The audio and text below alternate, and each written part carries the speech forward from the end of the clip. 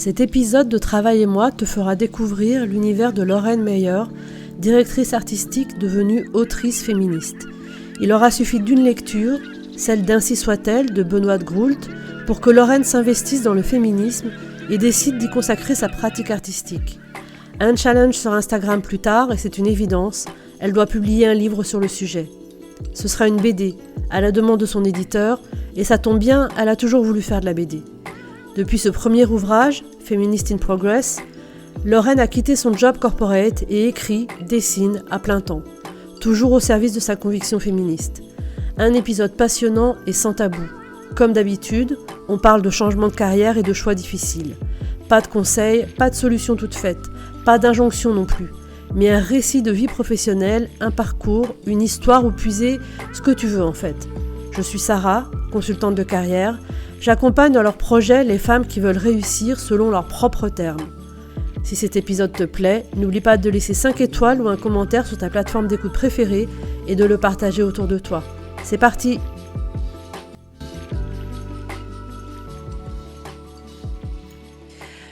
Aujourd'hui, j'ai le plaisir de recevoir à mon micro Lorraine Meyer. Bonjour Lorraine. Bonjour Sarah, Comment vas-tu aujourd'hui? ça va très bien. Et toi? Écoute, super, on a un super beau temps au Pays-Bas, ce qui est quand même suffisamment rare pour qu'on le souligne, donc tout va bien avec un peu plus de soleil. Exactement. Alors, je vais te poser la première question que je pose à tous mes invités. Est-ce que tu peux te présenter sans dire ce que tu fais, c'est-à-dire sans donner ton occupation professionnelle? Ok. Je m'appelle Lorraine Meyer, j'ai 40 ans, j'habite aux Pays-Bas, à côté d'Amsterdam. Je suis la maman d'une petite fille de 4 ans. Et voilà, j'aime le soleil, la chaleur, ce qui ne va pas du tout avec cet endroit. Je suis très sociable et je suis très curieuse, j'adore faire plein de trucs, découvrir plein de choses et être créative. Alors, moi, je t'ai découverte à l'occasion de la parution de ton livre Feminist in Progress. Parce que tu as fait une dédicace à l'époque à la librairie du Temps retrouvé. Et quand j'ai vu l'annonce de la dédicace, je me suis dit, waouh, il y a des autrices francophones qui écrivent sur le féminisme à Amsterdam, en tout cas aux Pays-Bas. Il faut absolument que j'aille voir ça. Et c'est comme ça que je t'ai rencontrée, en fait. Et du coup, ce que je voulais te demander comme première question, c'était comment tu en es venue à écrire ce livre, Feminist in Progress? Alors ça a été un très long parcours parce que c'est mon premier livre. En fait, l'aventure a commencé, j'essaie de te la faire courte, mais l'aventure a commencé en 2000, il y a 2018, quand j'ai lu Ainsi soit-elle de Benoît de Groult, et que j'ai découvert ce qu'était vraiment le féminisme, parce que à présent, j'avais beaucoup d'a priori. Voilà, je pensais que c'était quelque chose d'un peu extrême. Tout en étant en accord avec les idées en fait, mais je savais pas vraiment ce que c'était. Donc j'ai découvert le féminisme et à ce moment-là, c'était le moment de Inktober, c'est un challenge sur Instagram où tu dois faire un dessin par jour en suivant une prompt list, donc voilà une liste de mots. Et en fait, j'étais tellement passionnée par ce bouquin que j'ai décidé de lier chaque mot de la liste avec un sujet féministe. Et donc je me suis lancée là-dedans vraiment. Petit challenge voilà de rentrée donc en octobre et j'ai réussi à la fin du mois à avoir mes 30 mots, mes 30 illustrations et surtout en fait ce qui s'est passé c'est qu'au fur et à mesure j'étais de plus en plus passionnée, donc en commentaire je mettais des pavés de texte de plus en plus longs, des extraits d'articles et tout sur chaque sujet. Et en fait de là on m'a dit tiens t'as quand même plein d'illustrations, elles sont trop cool, parce que j'avais vraiment utilisé un style graphique très précis en utilisant que 3 couleurs en Posca, le jaune, le rose et le bleu. Et donc ça a donné une belle série, quoi. Et on m'a dit, bah, tu devrais en faire quelque chose. Donc j'en ai fait des cartes postales. Je les ai vendues, ça s'est bien passé. Et puis on m'a dit, ah, mais il faudra en faire un livre. Puis en fait, je me suis dit, ben, why not? Et comme j'étais pas très épanouie dans mon travail, bah, je me suis mise à faire un petit livre avec ça que j'ai auto-publié. Que j'ai appelé Feminist in Progress. Et puis en fait après, je me suis dit non, il faut que ça existe en fait, il faut que ça existe dans le monde plus que ça, parce que j'y croyais vraiment. Et en fait, je me suis mise à la recherche d'un éditeur. Je te la fais courte, mais au bout de 2 ans, j'ai fini par trouver un éditeur, Casterman, qui m'a dit d'accord, nous on est intéressés, mais il faut que ce soit une BD. Et moi, j'avais toujours rêvé de faire de la BD, en fait. Donc, j'ai dit, ben, allez, on y va. Et voilà, c'est comme ça que Feminist in Progress est né. Et le livre que tu as édité en auto-édition, c'est la même chose que celui qui est sorti chez Casterman ou il a évolué entre-temps? Eh ben, c'est à peu près la même chose parce qu'en fait, j'avais fait le même principe. J'avais tout basé sur des stéréotypes. Donc, j'avais à chaque fois un stéréotype, enfin voilà, une petite remarque, une quote de quelqu'un. Ensuite, un dessin qui venait un peu, voilà, faire un peu une blague par rapport à ça. Et ensuite, j'avais 2 pages de texte. En fait, j'avais vraiment fait le format Instagram. Donc, j'avais vraiment une page de texte hyper concis. Et du coup, bah, c'était assez simple au final enfin simple entre guillemets, de développer le truc parce que bah, j'avais des petits textes hyper courts. Donc en fait, ces petits textes, je les ai développés en BD. Après, j'ai rajouté une partie à la fin parce qu'en fait, les choses avaient quand même pas mal évolué dans l'actualité du féminisme. Donc il y avait plus de choses à dire. Mais en fait, j'ai gardé les mêmes illustrations, les mêmes codes couleurs, et puis j'ai fait toute la maquette moi-même en fait parce que j'avais déjà fait. Donc c'était vraiment mon bébé quoi. Et aujourd'hui, le livre, il est traduit dans combien de langues? Parce que je vois passer sur Insta que tu annonces à chaque fois qu'il y a une nouvelle langue de traduction. Donc, on en est à combien aujourd'hui? On en est à 4. Et le néerlandais vient de sortir, c'est ça? Ouais, c'est ça. Ouais. Enfin, il sort samedi. Enfin, même vendredi, le 7. Ok.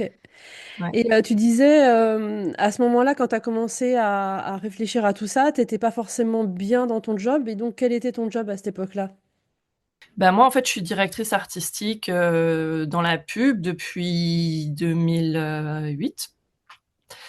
Voilà, donc j'avais déjà une longue carrière, principalement dans tout ce qui est culinaire. Je m'étais vraiment spécialisée dans la direction artistique de produits culinaires et je bossais à ce moment-là en fait dans un studio de création interne chez Unilever.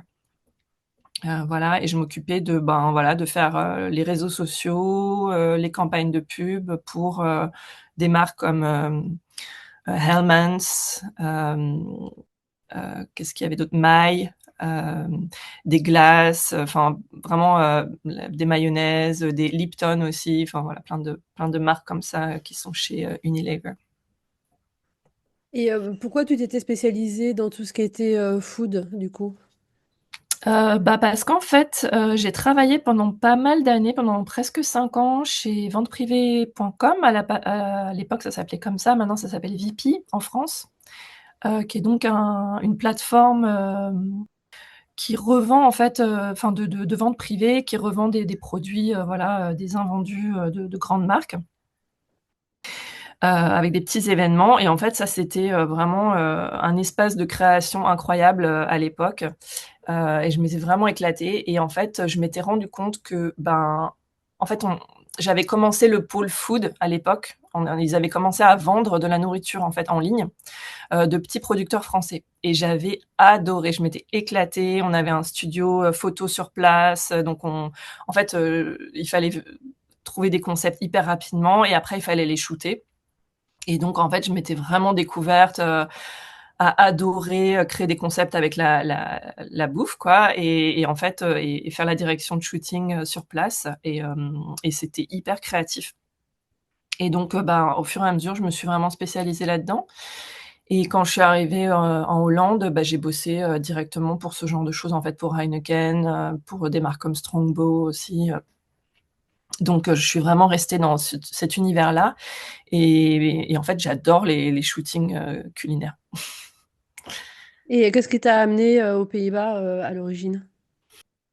J'en avais marre de Paris. Moi, j'ai habité à Paris depuis 10 ans. Enfin, je suis née à Paris, mais j'ai grandi en banlieue. Mais après, j'ai bossé à Paris pendant une dizaine d'années, et puis j'en avais marre. En fait, j'avais juste envie de me barrer. Et, et puis j'ai toujours aimé la Hollande, enfin le Amsterdam, parce que je connaissais pas la Hollande en vrai. J'ai toujours aimé Amsterdam. J'ai toujours eu un espèce de fantasme de cette ville. Je trouvais qu'elle était hyper créative, écologique. Enfin, là, j'avais un peu plein d'idées comme ça dessus. Et en fait, je me suis dit un jour, allez, ça se tente quoi. On va aller voir là-bas ce qui se passe. Donc c'était pas pour suivre un amour, pas pour le travail, mais juste parce que j'aime bien Amsterdam. Et quand tu es arrivé à Amsterdam, est-ce que ça a matché tes attentes ou tu as été déçu? Comment ça s'est passé? Bah, déjà, j'ai adoré, enfin vraiment pendant, je pense, 3 ans, je me pinçais tous les jours quand j'étais en vélo dans Amsterdam en me disant j'habite ici, quoi. Enfin, je suis tellement fan, enfin, je trouve ça tellement beau, vraiment, mais voilà. Même voilà, le premier hiver qui a été super dur avec la pluie, le vent, la rudesse des Néerlandais, parce que mon premier job, c'était dans une petite agence de créa et j'avais une boss qui était très très néerlandaise, donc très autoritaire, pas aimable, qui te balançait des trucs dans la gueule. Enfin voilà, c'était pas du tout la politesse et la euh, ouais, c'était pas du tout la politesse française, donc ça a été dur. Et de se faire des amis, voilà, un réseau social et tout, mais en fait, j'aimais trop, j'aimais trop habiter ici quand même. Et il faut dire que j'ai eu beaucoup de chance parce que j'ai eu mon premier appart, c'était un 120 mètres carrés dans l'est d'Amsterdam avec vue sur le canal et j'aurais jamais pu avoir ça à Paris, donc ouais, ça a fait partie du package. Du charme de la ville. Ouais. Et donc, à ce moment-là, tu étais directrice artistique, c'est ça? Mhm. Est-ce que tu peux nous dire, d'une part, en quoi ça consiste et d'autre part, comment tu es devenue directrice artistique? Alors, donc, je vais peut-être commencer par comment je suis devenue. En fait, moi, j'ai fait des études de graphisme à l'école Estienne à Paris.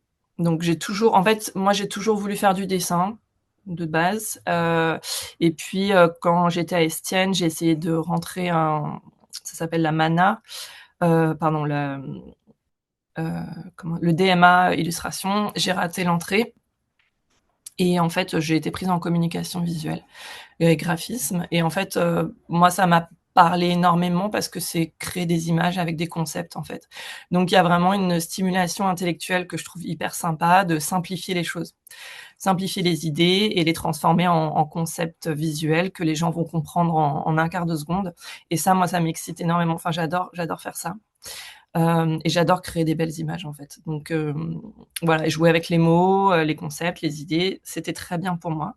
Donc j'ai fait toutes mes études à Estienne et puis à l'université Paris 1. Et en fait, bah voilà, du coup après la route, c'était simple, c'était devenir graphiste. Ce que j'ai fait pendant quelques années. Et après, quand tu es graphiste, donc bah tu bosses, voilà, enfin tu peux bosser dans plein de choses en fait. Hein. Tu peux faire des plaquettes d'entreprise, tu peux faire des logos, des identités visuelles, tu peux faire bah, le design d'un bouquin, tu peux faire des affiches de pub, enfin, tu peux faire plein de trucs. Et en fait, moi, je me suis retrouvée bah, plutôt dans l'univers de la publicité et de l'identité graphique, visuelle. Euh, et voilà. Et en fait, de job en job, je suis tombée sur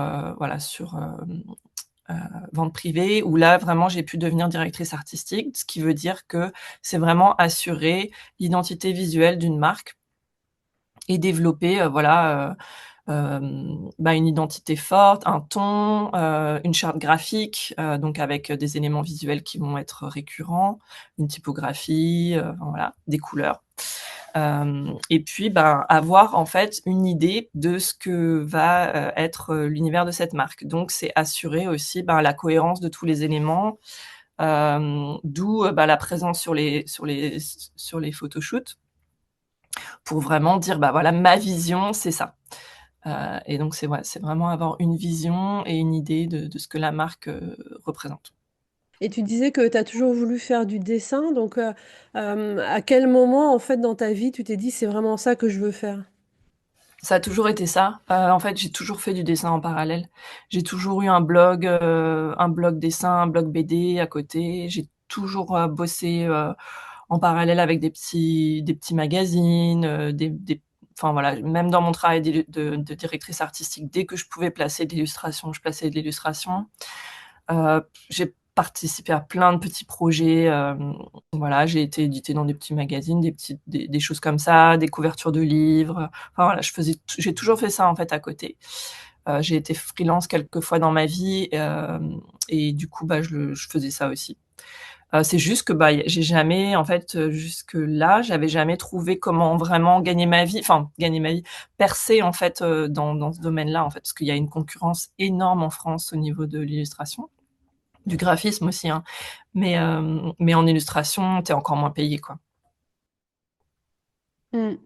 Et est-ce que, il y a dans ta famille une tradition comme ça artistique ou tu étais la première à vraiment, t'intéresser à ça?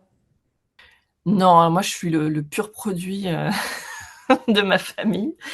C'est-à-dire que dans ma famille, c'est tous des intellos de gauche, et professeurs, enfin voilà. Mon grand-père était professeur de latin et de grec, ma grand-tante était professeure de dessin et mes 2 parents, en fait, se sont rencontrés en école d'art. Mon père est prof de photographie et de sémantique et de communication visuelle et ma mère était prof d'art appliqué. Donc tout le monde dessine, voilà. Donc la pomme est pas trop tombée trop loin, de l'arbre, en fait? Non, c'est vraiment ancré en moi, ouais, c'est sûr. OK. Et du coup, tu t'es formée à la photographie aussi pour, tout ce qui était, direction artistique sur les shootings ou c'était un projet, à part? Alors, bah, ayant un père photographe, bon, ben, du coup, j'ai dû m'intéresser à ça et en vrai, j'ai jamais eu le courage ni même l'intérêt de piger comment utiliser un appareil photo. Donc non. Moi, je fais confiance aux photographes. J'ai une idée de ce que je veux avoir et comment ils le font. En fait, je me mêle pas de ça, hein. Je me mêle pas de la photographie. Je me mêle du résultat, mais pas de la technique. Mmh. Et donc tu étais directrice artistique. Aujourd'hui, est-ce que tu es, autrice à temps complet ou est-ce que tu as encore des activités, en tant que DA? Et ben, non, en fait, enfin, je sais pas si enfin, ouais, je peux raconter un peu comment ça s'est passé la transition, si tu veux? Mmh. En fait, j'étais en train d'écrire ce livre, j'ai eu mon contrat, signé chez Casterman. En même temps, j'étais enceinte de mon premier enfant et mon seul enfant. Et donc en fait, tout s'est passé en parallèle. J'ai pris un congé, donc maternité et ensuite, en fait, j'ai pris un congé, sans solde pendant 6 mois pour, pouvoir, finir mon livre. Ma fille était à la crèche et moi, j'ai pris 6 mois pour finir le livre. Je suis revenue au boulot et plus rien n'avait de sens. Enfin vraiment, c'était l'enfer. Ça n'avait Voilà, je venais de faire un bouquin parce que bon, on n'a pas parlé de ça, mais c'est un bouquin, si on a parlé de ça, évidemment. C'est un bouquin sur le féminisme et donc bah, d'un coup, je connectais avec les gens, ça avait du sens. Il y avait un impact à ce que je faisais, j'avais un retour direct, chose que je n'ai jamais eue en travaillant en tant que directrice artistique sur tout ce que j'ai pu produire. Je n'ai jamais aucune idée de quel impact ça a, de est-ce que ça influence les gens? Est-ce qu'ils aiment? Est-ce qu'ils aiment pas? Est-ce que ça a des ventes? Enfin, vraiment, 0 idée de ce que ça peut faire. Donc j'ai vraiment l'impression de travailler dans le vent, alors que là, bah, j'avais un bébé, hem, que j'ai allaité, enfin avec voilà des conséquences hyper, concrètes, de mes actions et la BD également. Enfin, d'un coup, ça devenait hyper, clair et j'agissais pour, quelque chose de voilà, pour amener un peu quelque chose de bien dans le monde, enfin à mon point de vue en tout cas et donc mon travail n'avait vraiment plus aucun sens et en fait, j'ai fait un burn-out après 6 mois où je suis revenue au travail et donc bah, pendant 6 mois, en fait, j'ai plus pu faire quoi que ce soit et ça m'a vraiment dégoûtée, en fait, dégoûtée de cet univers de la publicité, et donc en fait, après, il était hors de question que je revienne, en tout cas, voilà, dans ce poste-là. Donc ben, j'avais pas vraiment le choix, en fait, que de me lancer, j'ai essayé, en vrai, ça faisait partie de mon plan de me lancer en free en tant qu'autrice, mais aussi voilà, de bosser, directement avec les boîtes de prod, pour être vraiment dans le vrai, dans le concret, dans les gens qui font, pas les gens qui imaginent des concepts, mais vraiment dans les gens qui fabriquent les images. Donc je voulais faire ça et en fait, ça a pas du tout marché. Il s'est rien passé à ce niveau-là, donc en fait, après j'ai eu d'autres projets de bouquins, donc finalement j'ai pas eu le temps non plus d'explorer ça. Donc pour l'instant, la direction artistique est en stand-by, mais en vrai c'est tellement un truc qui me passionne que ça me dérangerait pas du tout de le refaire pour d'autres choses qui ont du sens en fait, qui me parlent. Mm. Et donc aujourd'hui, tu as écrit 2 livres et le troisième est en fabrication, c'est ça? Oui, voilà, je viens de finir le troisième, il sortira en mai. Et sur quels thèmes sont donc du coup le deuxième et le troisième livre? Donc, le deuxième s'appelle Moi, j'aurais pas fait comme ça. Comprendre les injonctions qui pèsent sur les parents pour enfin se réconcilier. Donc, c'est un essai, en fait, essai BD, slash BD, que j'ai coécrit avec Chloé Genovesi-Fleutman, qui est une autrice française qui habite aussi en Hollande, que tu as interviewé également. Mm. Et en fait, on a écrit ce livre toutes les deux. Et moi, je me suis focalisée sur la partie BD.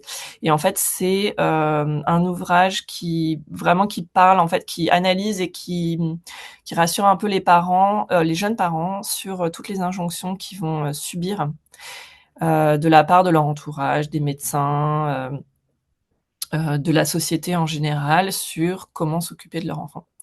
Parce qu'on s'est rendu compte qu'il y avait vraiment euh, que les gens se mêlaient pas trop de notre vie jusqu'au moment où on avait un enfant, et là tout le monde avait un truc à dire, et comment en fait gérer ça en fait, enfin, et principalement en fait le choc générationnel, c'est-à-dire la différence entre comment on élève nos enfants aujourd'hui et comment nos parents nous ont élevés et comment nos grands-parents ont élevé leurs enfants.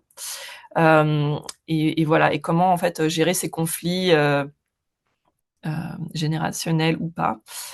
Donc en fait, ouais, on a essayé de traiter ça de manière vraiment rigolote et colorée et fun, mais avec beaucoup de fond quand même. Enfin, Chloé a fait énormément de recherches pour vraiment venir expliquer les choses, et puis on donne plein de pistes pour se réconcilier aussi avec nos entourages. Donc ça, c'est le deuxième livre. Et le troisième, il va s'appeler Make in Progress. Donc ma première BD s'appelle Feminist in Progress. Là, c'est Make in Progress. Et en fait, l'idée, c'est vraiment de venir parler des masculinités. L'idée de base, c'était que Feminist in Progress avait très bien marché avec les femmes. Et que, alors que mon idée était vraiment d'inclure les hommes, et que donc bien sûr, ce sont surtout les femmes qui s'en sont emparées, et les hommes l'ont lu, mais quand il était sur la table de chevet, voilà, ou dans les toilettes, ou alors ils l'ont acheté pour leurs femmes, pour leurs filles, pour leur mère, mais très peu pour eux-mêmes. Et je me suis dit bon ok, il y a un truc qui est pas encore passé. Comment on passe le féminisme aux hommes? Et surtout, en fait, j'ai eu pas mal de gens enfin, des hommes qui m'ont dit ouais, mais moi je suis un allié, mais moi je sais pas moi je suis un féministe, mais je sais pas comment faire en fait, je sais pas comment me positionner par rapport à ça. J'ai peur de me faire envoyer bouler, j'ai peur de tout mal faire. Je trouve que je me fais trop engueuler. Enfin voilà, et je me suis dit qu'en fait il leur fallait vraiment un manuel ou enfin, un ouvrage qui soit vraiment adressé à eux directement, qui vulgarise vraiment tous ces concepts-là de le patriarcat, la construction des masculinités, l'impact des masculinités, de la virilité sur les rapports hommes-femmes, et comment en fait être un allié. En fait, ça veut dire quoi être un allié? Comment est-ce qu'on peut prendre sa place en fait dans le mouvement féministe, et aussi juste comment trouver un moyen d'être un homme, d'aimer sa masculinité, mais sans tomber dans les stéréotypes masculinistes et virilistes. Mm. Et donc ça, c'est une fiction, c'est ma première fiction. Ah, c'est une fiction, du coup je Ouais. pensais que c'était le même principe que Feminist in Progress. Non, parce que je me suis rendu compte que je voulais pas en fait womansplainer les mecs. Je voulais pas que ce soit un truc faites ci, faites pas ça, voilà. Et en fait, je me suis dit que les hommes s'identifieraient beaucoup plus si, voilà, ils pouvaient s'identifier à des personnages. Donc, en fait, c'est l'histoire de Dédé, Jimmy et Selma, Et en fait, c'est vraiment l'aventure de Dédé et Jimmy qui partent, voilà, découvrir un peu dans des divers univers, diverses situations de leur vie, qui se déconstruisent et reconstruisent en fait au fur et à mesure de l'histoire. Voilà. Et comment t'es passé de l'écriture de documentaire à l'écriture du coup d'une fiction? Quel a été ton cheminement finalement par rapport à ça? Et est-ce que ça a été, t'as rencontré des difficultés à passer à la fiction? Ouais, alors en fait, j'ai écrit les 2 en même temps parce que j'ai fait les 2 en parallèle, en fait. Normalement, moi, j'aurais pas fait comme ça devait être un petit projet, side project, tu vois? Et en fait, ça a duré 9 mois, donc ça a été énorme. En fait, ça m'a pris beaucoup de temps. Mais en fait, j'avais déjà commencé l'écriture de Make in Progress avant. J'avais déjà commencé le projet avant, en fait, et j'ai oublié de le dire, mais j'ai aussi écrit avec, Thomas Messias, qui est, un journaliste français, qui a un podcast qui s'appelle Mansplaining. Et en fait, donc il m'a pas mal aidée en fait sur, la construction du plan. Et en fait, à la base, ça devait être une non-fiction. Enfin, l'idée, c'était vraiment de faire la même. On avait un plan assez clair de tous les sujets qu'on voulait aborder, et puis après, voilà, on allait se lancer là-dedans.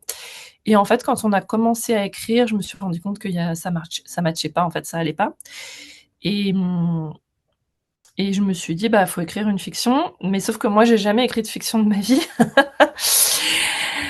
Euh, et du coup, bah, j'y étais au feeling, quoi. Enfin, je sais pas. J'ai imaginé en fait le personnage de Dédé assez rapidement. Euh, et puis voilà, il y a eu des petits bouts d'histoire. Je me suis emballée sur un truc, ça marchait pas. J'ai dû revenir en arrière. Enfin, ouais, ça a été un peu chaotique, mais en fait, enfin, ça a été très chaotique même pendant 3, 4 mois, où j'avais vraiment du mal à voir où est-ce que ça allait. Et puis, bah, l'un dans l'autre, ça a trouvé sa ligne en fait. Et puis bah, j'ai appris voilà à créer un arc narratif, à développer la personnalité des personnages, à leur imaginer voilà une histoire. Donc j'ai écrit toute une backstory de l'histoire que j'ai pas utilisée. Et puis bah au final, ouais, tout a commencé à avoir du sens en fait. Mais de passer de la, en fait, c'était pas si compliqué de faire les deux en même temps. Ça allait. Je saurais Mm. pas t'expliquer pourquoi, mais ça allait. Et est-ce qu'aujourd'hui tu te considères comme autrice BD, comme militante? Je me considère comme autrice BD et comme militante, du coup, parce que c'est vrai que ce que je fais, c'est quand même assez engagé et que j'ai besoin qu'il y ait du sens, enfin un sens. Puis je trouve qu'il y en a besoin en fait. C'est plutôt que de quoi on a besoin aujourd'hui et ça peut paraître un peu prétentieux de dire je vais faire des choses dont on a besoin. Enfin, je vais produire des ouvrages qui manquent. Mais c'est quand même mon idée. Enfin, c'est très naïf, en fait. En faisant Feminism in Progress, je me suis dit, oh, ce livre n'existe pas. Peut-être que je pourrais le faire. Et ça part vraiment d'une idée un peu naïve de, bah, pourquoi pas, en fait. Et puis finalement, bah, de voir que ça touche les gens, que ça marche, c'est hyper galvanisant. Et voilà. Et puis, bah, je m'engage aussi avec le book club féministe qu'on a créé à Amsterdam avec Tiffaine, qui est la libraire de la librairie du Chat Noir à Amsterdam. Et du coup, bah ouais, je m'engage aussi à ce niveau-là. Il y a deux choses sur lesquelles je voulais revenir. La première idée, c'était, en fait, tu dis que tu as découvert le féminisme avec Ainsi soit-elle de Benoît de Groult et qu'avant, tu avais une idée différente de ce qu'était le féminisme. Est-ce que, euh, est-ce que tu peux décrire un peu l'effet qu'a eu justement Ainsi soit-elle sur toi? Comment tu l'as pris et est-ce que ça a commencé à changer? Oui, alors en fait, c'est un bouquin que j'ai trouvé dans une boîte à livres, enfin vraiment en Hollande. Et je me suis dit, oh, un bouquin en français, trop cool. Et après, je me suis dit, ah tiens, ça parle de féminisme. Why not? Enfin, j'avais un peu évolué dans ma tête par rapport à ça. Euh, et c'était juste au moment de MeToo, en fait. Donc c'est des questions qui flottaient beaucoup dans l'air et je commençais à me sentir un peu plus concernée par ces questions-là, un peu moins effrayée aussi par ces concepts. Et en fait, ben, Ainsi soit-elle, c'est un bouquin des années 70, écrit par une femme de 50 balais à l'époque, enfin vraiment, truc qui pourrait être très éloigné de moi. Et en fait, tout ce qu'elle a dit, je me disais: «Oh, mais merde, en fait, c'est encore comme ça», et puis j'ai réalisé des trucs, je me dis: «Mais oui». En fait, elle décrit le sexisme. Elle décrit comment il est ancré dans notre société depuis tellement longtemps, enfin, il y a une partie historique. Puis après, elle décrit un peu dans tous les aspects de notre vie de femme, comment, le sexisme, est implanté, et j'avais pas du tout conscience de ça. Du coup, ça m'a vraiment, enfin, moi, j'aime bien parler de mettre des lunettes, féministes, parce que ça m'a vraiment fait ça. J'ai vraiment ouvert les yeux sur le sexisme et je me suis dit: «Ah ouais, j'avais pas du tout, réalisé ça, en fait». Donc voilà, ça m'a juste fait un électrochoc, en fait, et je me suis dit: «Si ça marchait dans les années 70 et que c'est encore concret aujourd'hui, ça veut dire qu'il y a encore du boulot à faire». Et si moi, en tant que femme, où je me disais: «Bah, voilà, je suis ouverte, je suis éduquée et tout», et en fait, j'avais pas conscience de ces inégalités-là, je me suis dit: «Bah, je dois pas être la seule». Donc voilà. C'est pour ça que je me suis dit il fallait écrire là-dessus, pour expliquer ce que c'est le féminisme, justement. Parce que c'est un mot qui fait peur encore. Et est-ce que la publication de ce livre, ou en tout cas ta posture, ta nouvelle posture féministe, on va dire ça comme ça, a eu un impact sur ton entourage? Est-ce que tu as eu des retours de gens qui étaient soit étonnés, soit encourageants, soit... Ouais, alors je dois dire que j'étais un peu timide avec ça au début. Alors je m'exprimais pas mal sur Instagram. Donc j'ai pas beaucoup de followers, hein, mais j'ai vraiment mes potes, et en fait, mes potes m'ont quand même pas mal encouragée, enfin certains, certaines. Mais c'est vrai qu'avec certaines personnes, j'étais un peu timide, j'osais pas trop en parler. En fait, j'avais l'impression que j'allais faire chier les gens si j'en parlais. Et c'est vrai que quand je commençais timidement à dire: «Oui, je fais un livre sur le féminisme», bon, déjà, bah, mon père, lui, il a tout de suite réagi en disant: «Oh, j'espère que tu vas pas, dire des trucs mal sur les hommes», heu, enfin, il a tout de suite eu peur, en fait, et j'étais vraiment choquée par ça. Hem, Ma mère, c'était plus: «Ah oui, oh, ouais, ah bon? Ah d'accord, why not?» Enfin, vraiment, genre, c'est pas, un peu anecdotique, quoi. Et puis, bah, j'ai des gens qui ont été très encourageants, et puis d'autres qui m'ont dit: «Ah bon, pourquoi tu fais ça?» Et personne m'a dit en face, «Ah, tu es en train de te, je sais pas, de te radicaliser, ou tu deviens», parce qu'en fait, aussi, moi, ce que je prône ou prônais, c'était un féminisme très, très doux. Heu, voilà, d'expliquer les choses de manière sympa, rigolote, mignonne. Heu Mon idée, c'était un peu le cheval de Troie, quoi. Arriver avec une attitude un peu, voilà, tout en douceur, pour balancer des concepts un peu violents et un peu, enfin, et très importants. Et bon, au fur et à mesure, je suis un petit peu moins comme ça, même si c'est quand même mon caractère, en fait, de pas rentrer dans l'art, trop violemment. Hem, mais ouais, mais je suis pas d'accord avec les gens qui disent qu'il y a des féministes extrêmes et des féministes, gentilles, quoi. Enfin, ouais. Et tu penses que quand tu dis ça, ça renvoie à quoi en fait? Qu'il n'y a pas de féministe extrême et féministe gentille? Bah, c'est parce qu'en fait, ils veulent nous séparer, ils veulent nous classifier. Ils veulent nous dire: «Toi, tu es une bonne féministe, toi, tu es pas une bonne féministe. Toi, tu es une féministe qui fait peur et qui va tout casser. Toi, tu es une féministe toute douce et toute gentille, ça va, quoi». Mm. Alors que moi, je trouve que le militantisme, en fait, c'est plutôt qu'il s'exprime de manière différente.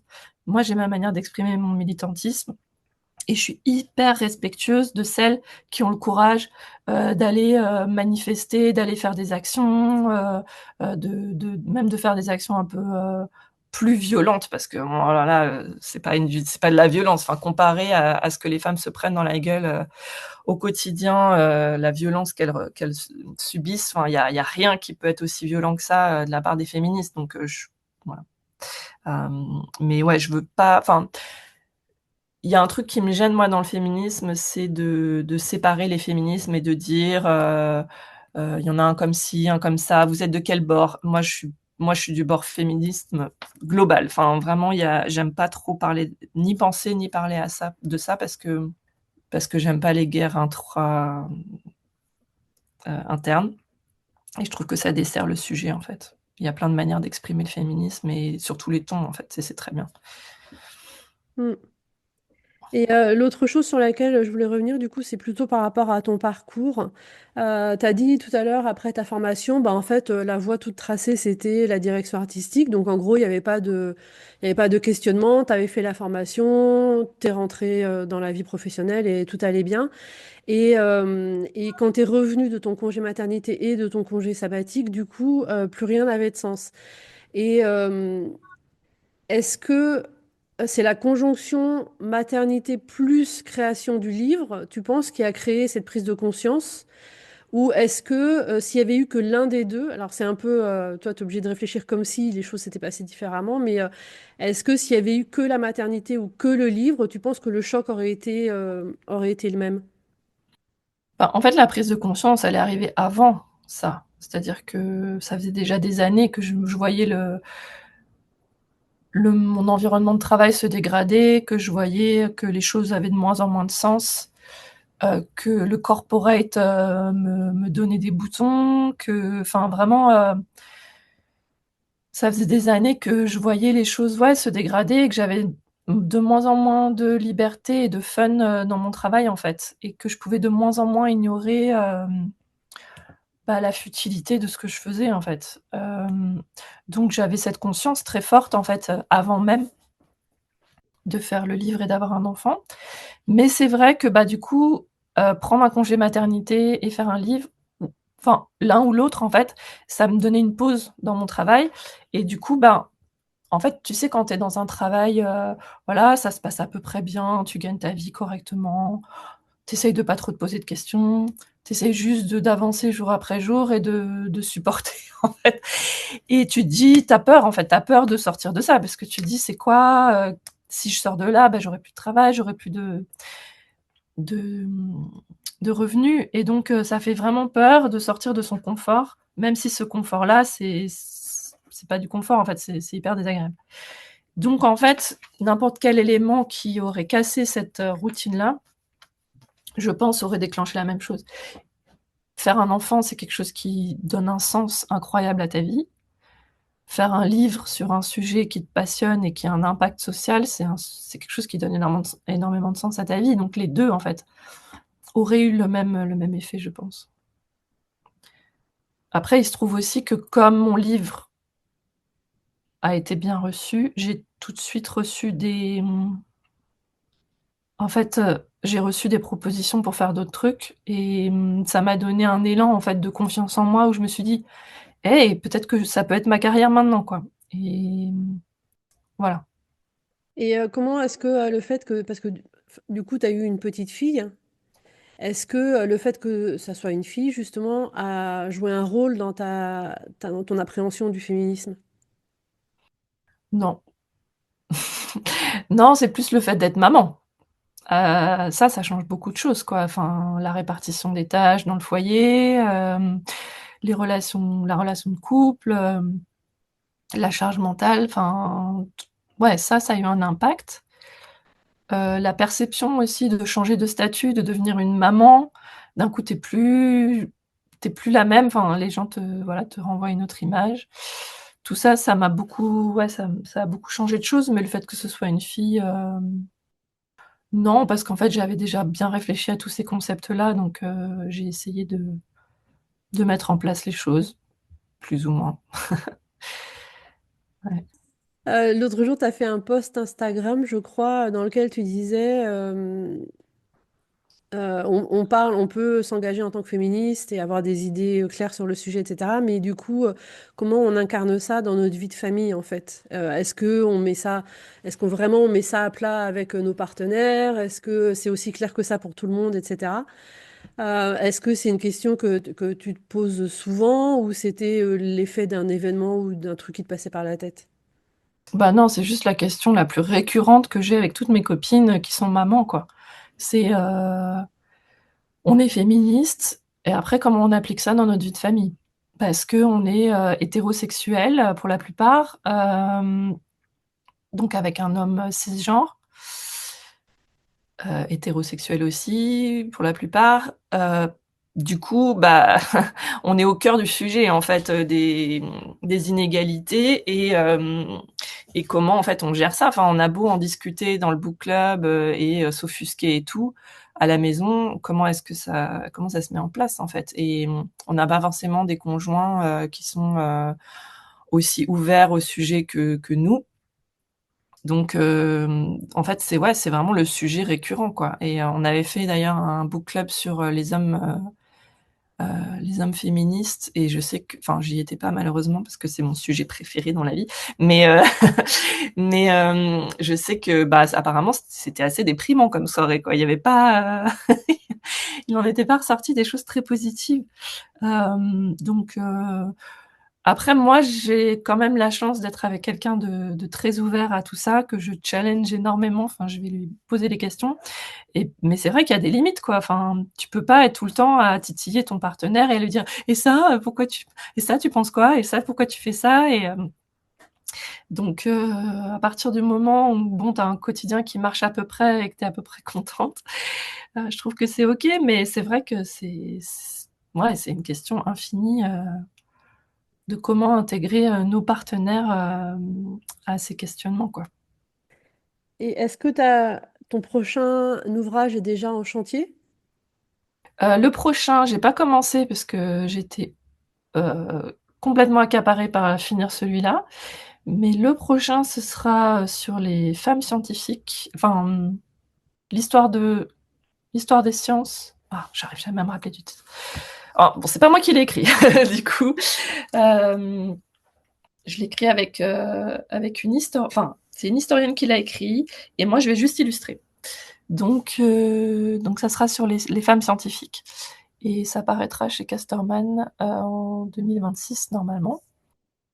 Voilà, donc là, je fais une pause entre guillemets d'écriture et même si c'est un sujet voilà engagé encore, je vais essayer le comment dire, la version où je fais que l'illustration et la mise en page et tout ça, mais pas le texte. Donc ça, c'est le prochain projet.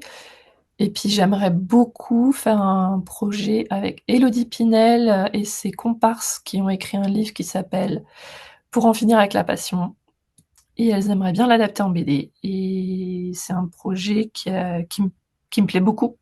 Donc peut-être, enfin, qu'on n'a pas du tout encore commencé, on n'a pas du tout encore cherché d'éditeur et tout, donc il y a tout à faire.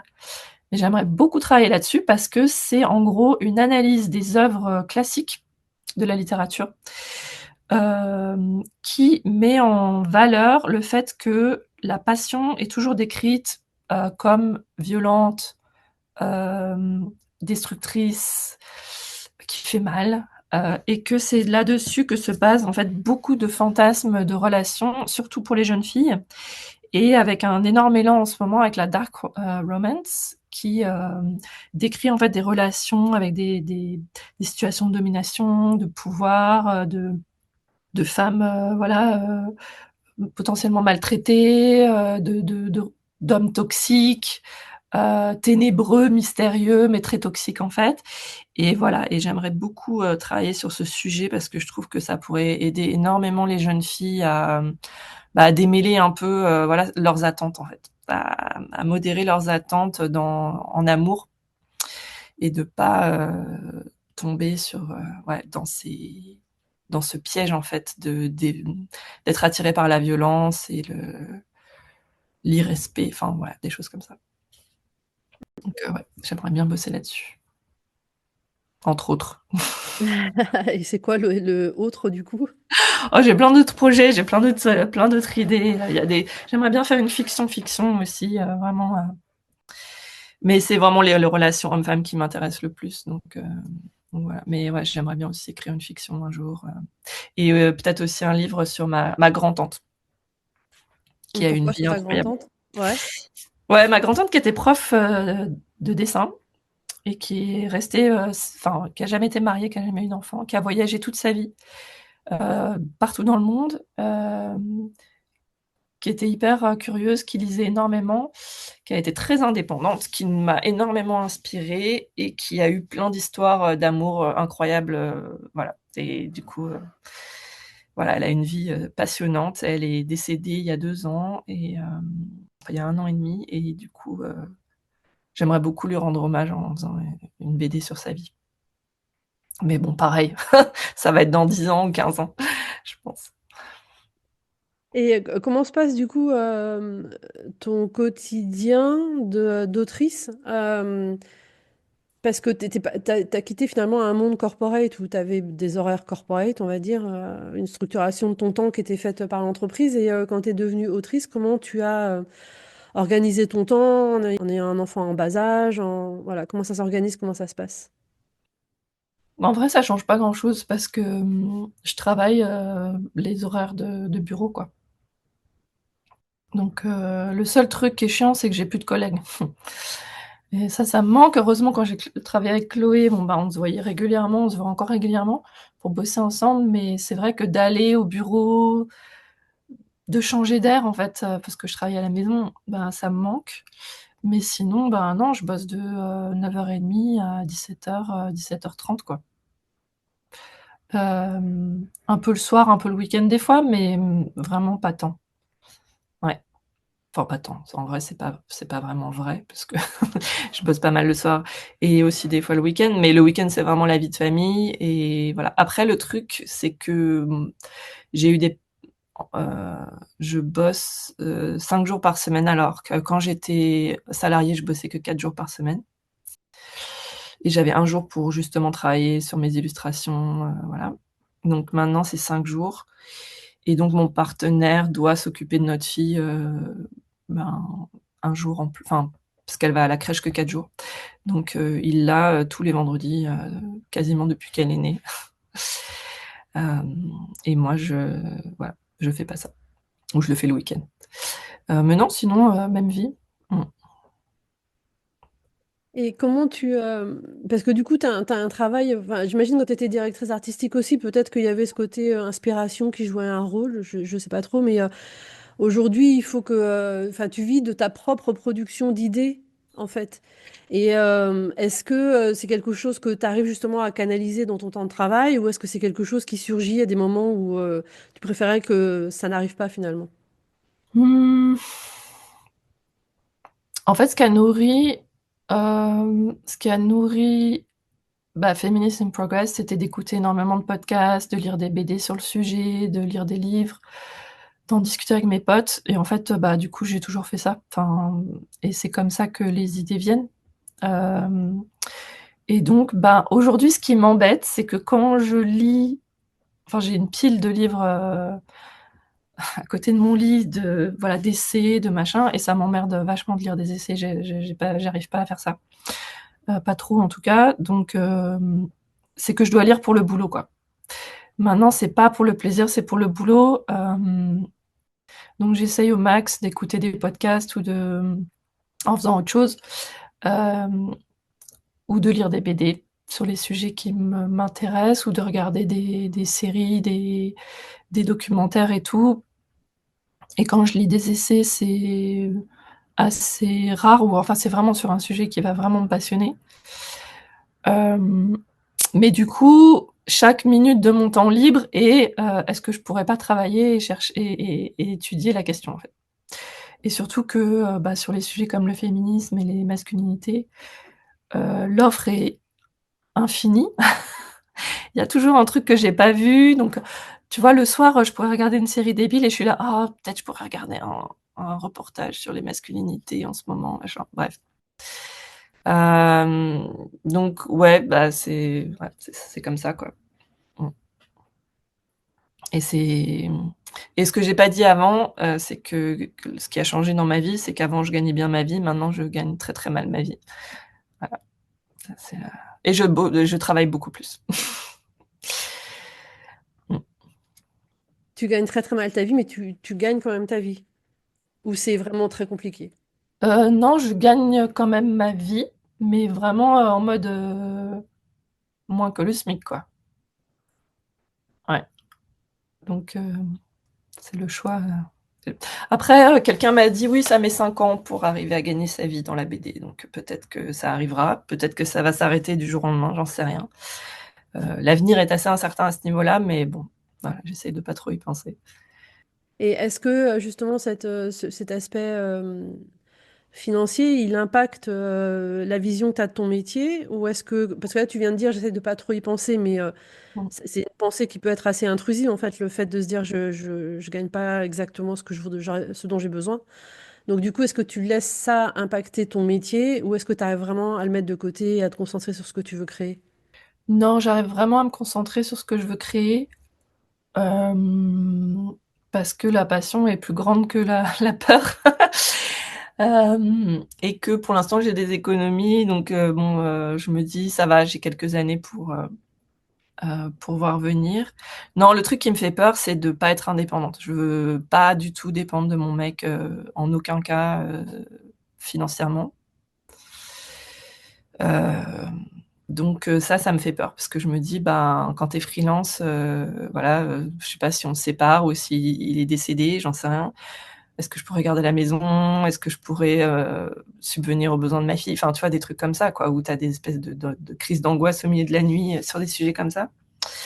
Hem, est-ce que je serais obligée d'arrêter la BD, tu vois? Et de bosser dans, je sais pas, une crêperie, ce que je faisais avant. Hem, donc voilà, c'est plutôt ça, mais voilà, j'essaye de mettre ces pensées-là un peu de côté effectivement, parce que, bah, pour le moment tout va bien, mais puis c'est une carrière à construire, en fait. Tu as dit, la passion est plus grande que la peur.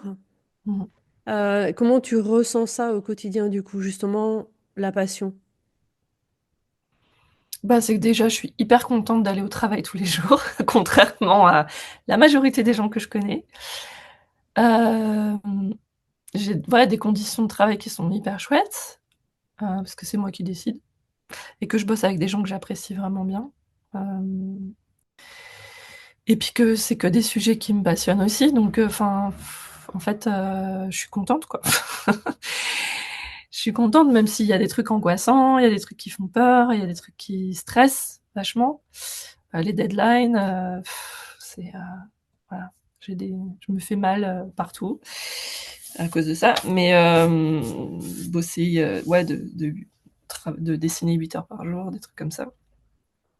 Ça aussi, c'est les trucs qui m'inquiètent, c'est est-ce que mon corps va tenir le coup? Mais sinon, je suis juste trop contente, donc je me dis que j'ai tellement de chance de faire un boulot qui me plaît tellement, puis en vrai, je suis hyper fière aussi, quoi, de faire ça. Mmh.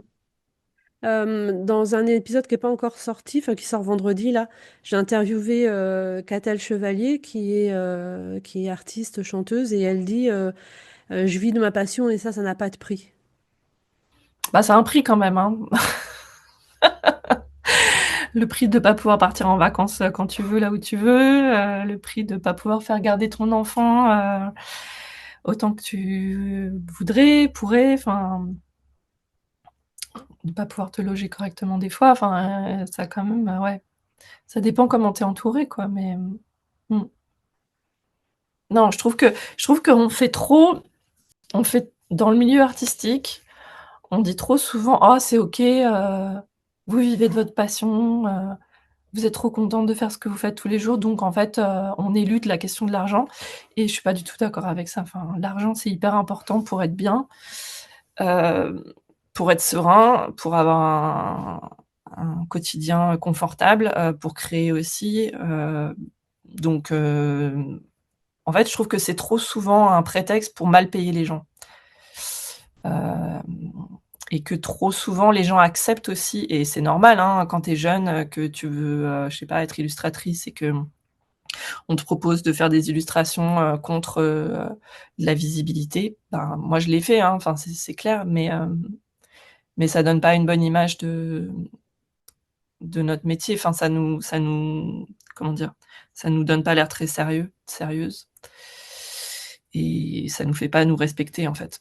Donc malheureusement, ouais, c'est très dur de se faire payer pour des choses de créatif, correctement.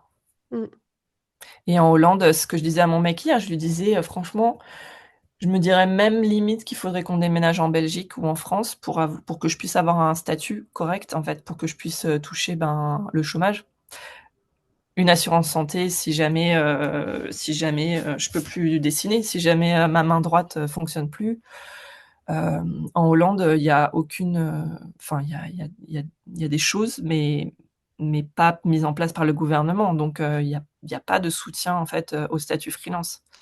Tu te démerdes et ouais, ça me fait un peu peur.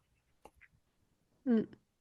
Ce que tu parlais tout à l'heure de, est-ce que, ton corps va tenir? En fait, je t'ai déjà entendu en parler, en fait, des tendinites de la main droite et des douleurs dans le bras et tout ça, parce que tu dessines 8 heures par jour et hem et du coup, si jamais tu pouvais plus dessiner, qu'est-ce qui se passerait pour toi? Mmh.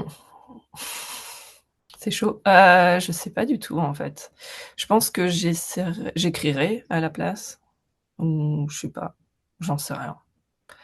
Je pense que je trouverais quelque chose, mais ouais, ça serait vraiment dommage. Après, je me souviens que j'ai rencontré un mec ici, un homme, d'une soixantaine d'années ou cinquantaine d'années, hyper aigri. Genre sa vie était terminée parce qu'il pouvait plus dessiner et j'ai trouvé ça très triste, en fait, qu'il ait juste tout abandonné, en fait, parce que, ben, il pouvait plus faire ça. Je pense que quand tu es créatif, tu peux t'exprimer de plein de manières différentes, en fait et il y a d'autres choses qui sont possibles, ouais, j'espère que je pourrais rebondir, si jamais, je pouvais plus dessiner. Du coup, on arrive à la fin de cet entretien et je vais te poser la question, que je pose à tous mes invités et que je te laisse interpréter comme tu l'entends, qui est: «Et si c'était à refaire?» Mmh. Ben, moi, je suis contente de mon parcours je enfin, ouais, je pense que j'ai fait ce que je pouvais avec ce que j'avais, dans les mains non, ben, pareil. En fait, ce qui est marrant, c'est que, il y a très, très, très longtemps, quand j'étais étudiante, je voulais, faire une carrière d'illustratrice et je me souviens que j'avais été dans un salon, le salon, du livre jeunesse, à Paris et j'avais été, parler avec une illustratrice qui me semblait extrêmement vieille. En vrai, elle devait avoir 50 ans, quelque chose comme ça. Mais elle m'avait semblé très âgée et je lui avais dit: «Ah, qu'est-ce qu'il faut faire pour être une illustratrice?» et elle m'avait dit: «Écoute, franchement, ça viendra, enfin, à un moment, ça viendra et peu importe si ça arrive à 30, 40 ou même 50 ans, tu auras pas loupé le coche, en fait. Enfin, quand ce sera le bon moment, tu trouveras le truc qui te convient et tu pourras faire, ton projet». Enfin, voilà et en fait, ça m'avait vachement apaisée parce que je m'étais dit: «OK, un jour». Et du coup, ça m'a aidée aussi à, bah, supporter, d'avoir une carrière, enfin voilà. Après à m'éclater dans ma carrière, mais de directrice artistique, mais tout en me disant: «Un jour ça viendra» et et à me dire: «Même si c'est quand je suis âgée et ben, c'est pas grave, j'aurai quand même à un moment réussi à faire mon rêve» et et du coup, bah, c'est venu à un moment et du coup, je suis hyper contente de ça, même si c'était pas à 20 ans, c'est pas grave. OK. Voilà, la Ouais, et conclusion. c'est hyper intéressant, juste rebondir sur ça vi «Un jour ça viendra», Mmh. comme conseil, de carrière. Je trouve ça, à la fois rassurant, parce que tu peux le prendre, comme étant quelque chose de rassurant, en disant: «Ça va se manifester», même si je déteste ce terme parce qu'on en a fait tellement de trucs, dans le développement personnel que voilà, mais un jour ça va arriver et ça sera cool et à la fois, ça peut aussi t'envoyer, dans une spirale où en fait, tu cherches tous les signes, tout le temps, que ça va arriver en fait et que c'est bientôt là, que ça va se passer, quoi. Ah ouais, c'est marrant.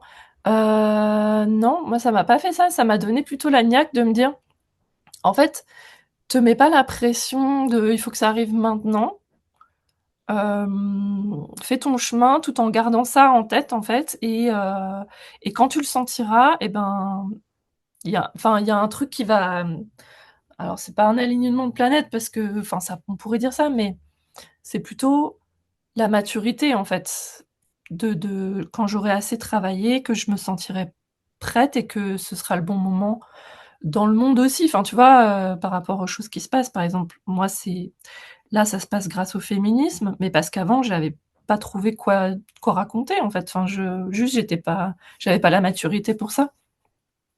Donc, ça m'a juste rassurée et donné de l'espoir que si je m'accroche, à un moment, il se passera un truc, tu vois. Enfin, je pourrais en faire mon métier, quoi. Mmh.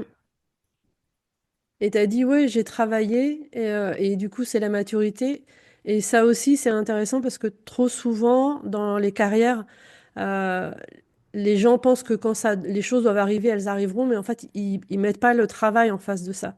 Mmh. Alors qu'en fait, c'est justement le fait de développer son expérience et de travailler qui fait qu'à un moment ou à un autre, ça va arriver. C'est pas le fait d'attendre que ça arrive finalement. Non, non, non, clairement. Oui, non, ça, c'est pas du tout ma philosophie. Non, moi, je suis très proactive.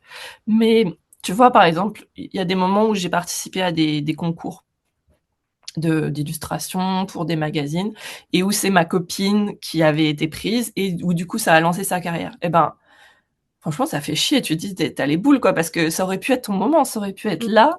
Tu aurais pu commencer à publier des livres, avoir une carrière dans l'illustration à ce moment-là, et bim, c'est tombé sur la fille d'à côté. Bah, ça rend un peu aigri et j'aurais pu me dire: «Bon, bah, OK, j'arrête, de toute façon, ça sert à rien». Mais en fait, ben, c'est plutôt que j'avais toujours envie de produire des choses et que, du coup, j'ai essayé des différentes portes. Mais comme je me disais: «Un jour, il y aura un truc qui va marcher, heu, peu importe le moment où ça arrive», et ben, ça m'a aidée à, bah, ouais, à pas lâcher, quoi, et à continuer à essayer, en fait, des trucs. mmh, Parce que ça me faisait plaisir aussi à moi, en fait. mmh. Ça me fait penser à une réflexion d'un musicien américain que j'ai écouté récemment dans une interview où il disait en fait, «Si tu pas échoué, c'est que tu pas essayé» et en gros, il disait, «Personne réussit du jour au lendemain sans avoir échoué avant» et en fait, c'est un peu ce que tu racontes. C'est-à-dire que, peut-être que les concours où tu pas gagné, sur le moment, bon, comme tu l'as dit toi-même, tu as eu l'impression d'avoir, raté quelque chose et en même temps, c'était une étape dans un parcours dans lequel, tu as continué à faire ce que tu aimais faire, en fait.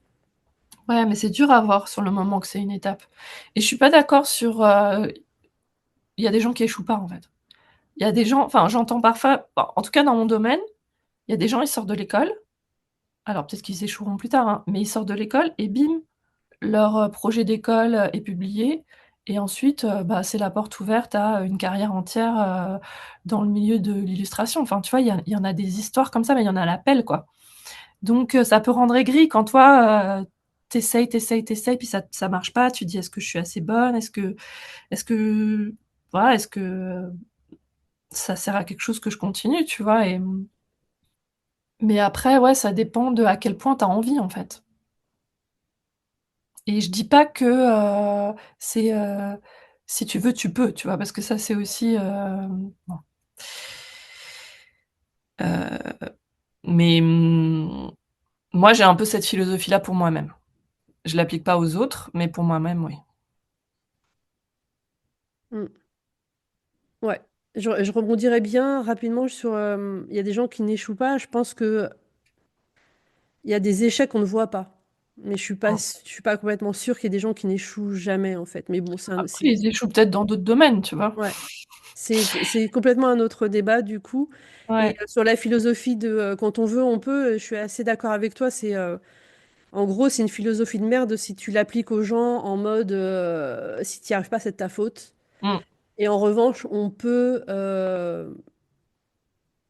en nous, trouver une ressource là-dedans, dans «je me donne les moyens d'y arriver», en fait.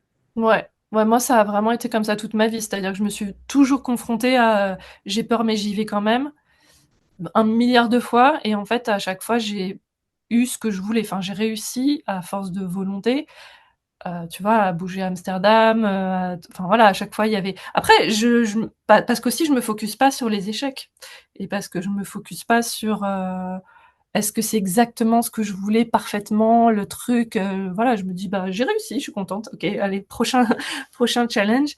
Mais ouais, Et donc, du coup, ça serait quoi ton prochain challenge, puisqu'on en parle? bah, c'est de réussir à avoir une carrière, de d'autrice, ouais, de que ça marche quoi, que ça marche. J'aimerais bien être invitée à Angoulême. Ça, c'est un peu mon rêve ultime. Ouais et puis juste, bah, gagner ma vie en tant qu'autrice de BD, déjà enfin, ça serait génial. Mmh. OK. On va arrêter là du coup. Merci beaucoup, Lorraine pour ton temps et pour cet entretien. Bah, de rien, avec plaisir. Merci à toi, Sarah. Voilà, j'espère que cet épisode t'a plu. Laisse-moi un commentaire, envoie-moi un email, dis-moi ce que t'en penses. Et à bientôt!